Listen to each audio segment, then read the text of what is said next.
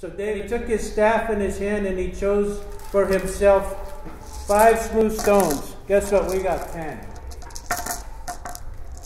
I want to ask you guys, are you committed to giving all you got for the time that you're out there on that basketball floor?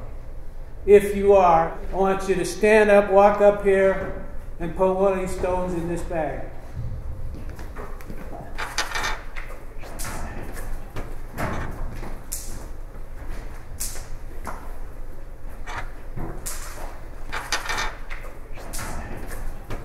Stones. They can be used to bring this state championship home.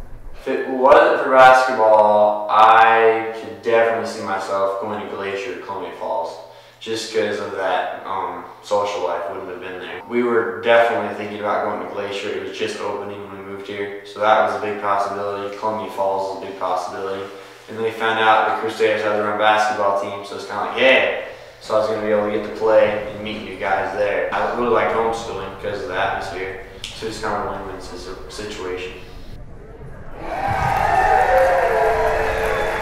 started off the year with do all things without murmuring and complaining, but that you may be blameless, harmless sons of God in the midst of a wicked and perverse nation. It started there and it ended being like-minded. The kids just started gelling so good together. Just tell them about there and just don't let things distract you and come more unified.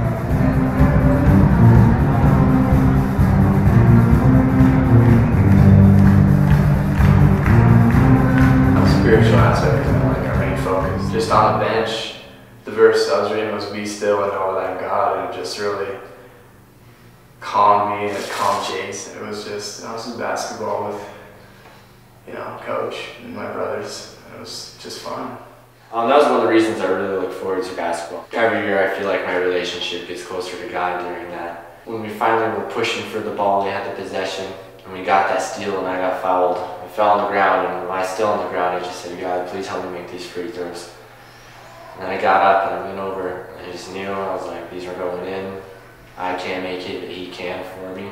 While I was waiting for Isaac to make his free throws, I started to get all cheered up because I knew we were ahead and this is finally ours. And I was just so amazed that even in a silly game of basketball and sports, that God was still going to come through for us.